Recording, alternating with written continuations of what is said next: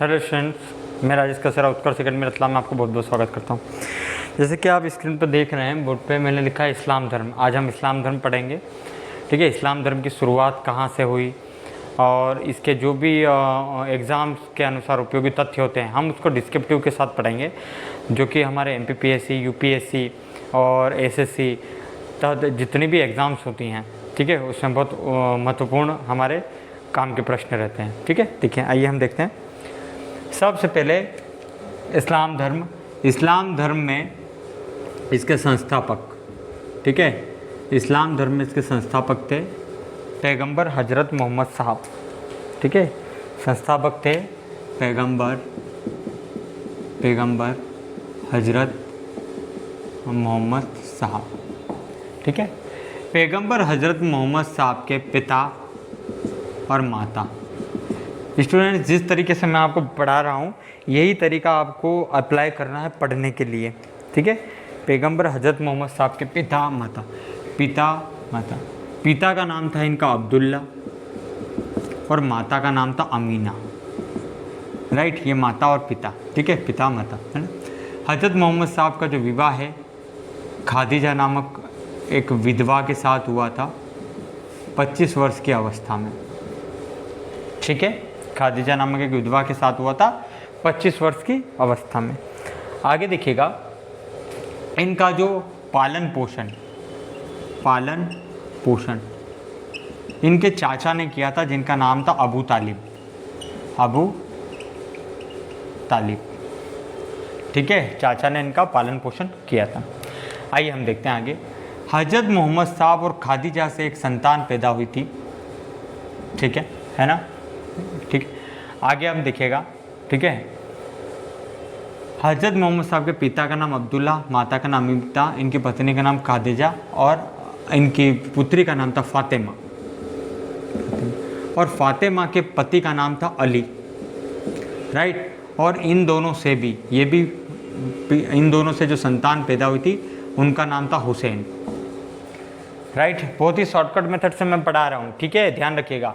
हज़रत मोहम्मद साहब के पिता का नाम अब्दुल्ला, माता का नाम अमीना था, पत्नी का नाम खादिजा था। अब इन दोनों से जो संतान हुई थी, ठीक है, ये पुत्री पैदा हुई थी फातिमा के पति का नाम था अली। ठीक है, और इन दोनों से जो संतान पैदा हुई थी उनका नाम था हुसैन।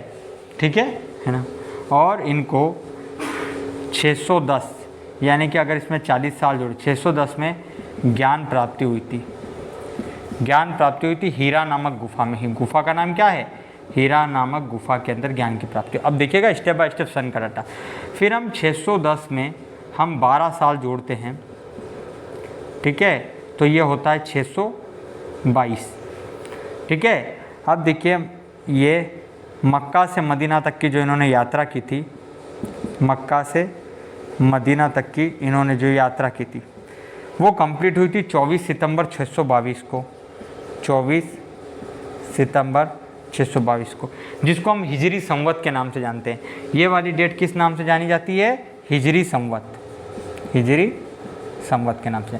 अच्छा स्टूडेंट्स, मैं यहाँ तक एक बार और रिकॉल करूँगा, अदरवाइज़ नहीं तो आपको समझ में नहीं आएगा। ठीक है, पैगंबर हज़रत मोहम्मद साहब के पिता का नाम अब्दुल्ला था, माता का नाम अमीना था। इनका विवाह खादिजा नामक एक विधवा के साथ हुआ था 25 वर्ष की अवस्था में।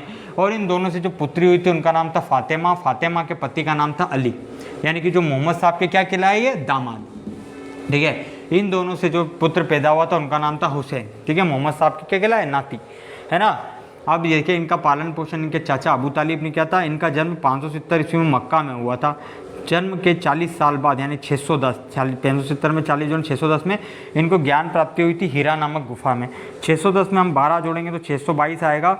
इन्होंने मक्का से मदीना तक की जो यात्रा करी थी वो 24 सितंबर 622 को कंप्लीट हुई थी, जिसको हम, ठीक है, इस्लाम धर्म में हिजरी संवत के नाम से जाना जाता है। अब 622 में हम 10 साल जोड़ेंगे। कितना जोड़ेंगे? 10 साल।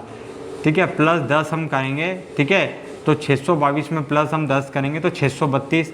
तो ये कंप्लीट 8 जून 632 को मोहम्मद साहब की मृत्यु हो गई थी।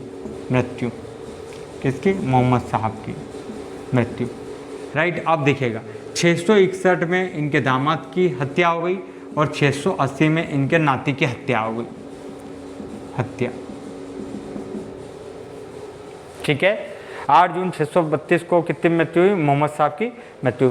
और मोहम्मद साहब की मृत्यु के बाद इस्लाम धर्म 2 भागों में बट गया।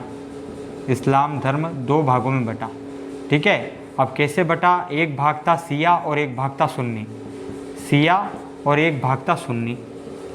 अच्छा, सुन्नी का मतलब होता है जो सुन्ना में विश्वास करते थे, और शिया जो अली की शिक्षा पर चलते थे, अली की शिक्षा पर चलते थे, वो शिया मुस्लिम।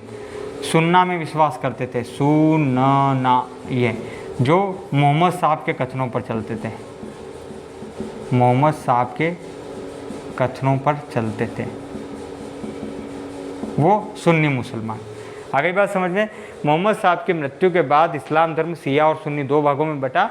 शिया जो अली की शिक्षा पर चलते थे, सुन्नी मुसलमान जिसका मतलब सुन्ना जो मोहम्मद साहब के कथनों पर चलते थे या कुरान के हिसाब से चलते थे। मोहम्मद साहब ने कुरान के हिसाब से चलने का उपदेश दिया था, ठीक है। अब मोहम्मद साहब, ये मोहम्मद साहब के जो उत्तराधिकारी, ठीक है, मोहम्मद साहब के इनके उत्तराधिकारी खलीफा कहलाए। क्या कहलाए? खलीफा, खलीफा कहलाए, ठीक है। मोहम्मद साहब के उत्तराधिकारी क्या कहलाए? खलीफा। और खलीफा पद, ध्यान रखिए, खलीफा पद 1924 तक रहा, 1924 तक रहा। फिर 1924 के बाद मुस्तफ़ा कमाल पाशा ने इसको समाप्त कर दिया।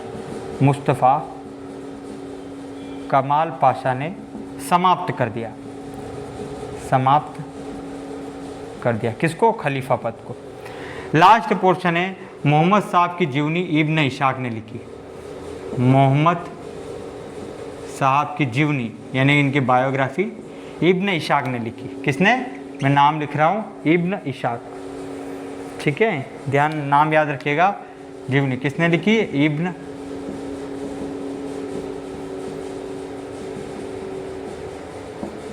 इब्न इशाक ने लिखी, ठीक है। अब आप मेरे साथ देखिएगा, जिस तरीके से मैंने बताया है अच्छे तरीके से देखिएगा। मोहम्मद साहब का जन्म कहाँ हुआ था? ठीक है, 570 ईस्वी मक्का में हुआ था, ठीक है। मोहम्मद साहब का विवाह हुआ था खादीजा नामक एक विधवा के साथ, देखिए 25 वर्ष की अवस्था में। इन दोनों से जो पुत्री हुई थी उसका नाम फातिमा, फातिमा के पति का नाम अली, और फातिमा और अली से जो पुत्र की प्राप्ति हुई थी वो थे हुसैन। अब मोहम्मद साहब के पिता का नाम अब्दुल्ला, माता का नाम अमीना, इनको लालन पालन किया था इनके चाचा अबू तालिब ने, राइट, ठीक है।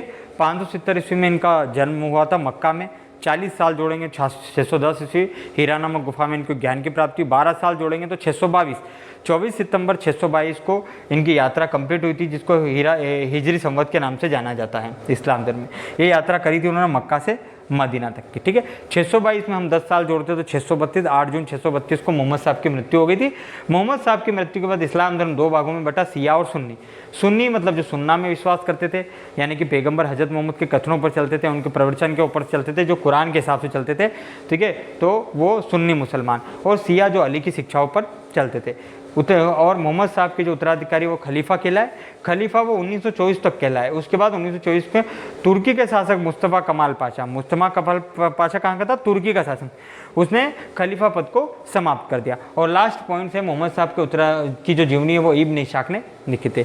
स्टूडेंट्स, इसको आप अच्छे से स्क्रीनशॉट ले लीजिए, ठीक है, और इसको बस अच्छे तरीके से आप कई बार मेरे जो वीडियो इसको कई बार आप सुनिए, बार बार आप इसको रिकॉल करेंगे तो अच्छे से हो जाएगा, ठीक है। मेरे वीडियो में प्लेलिस्ट में जैन धर्म भी मैंने डाला हुआ है, आगे मैं बौद्ध धर्म भी डालने वाला हूँ, इस्लाम धर्म मैंने आपको आज बताया, आगे मैं हिस्ट्री में और डीप में जाने वाला हूँ। अगर अच्छा लगे तो आप मेरे चैनल को लाइक कीजिए, सब्सक्राइब कीजिए, शेयर कीजिए, जितना आप शेयर कर सकें।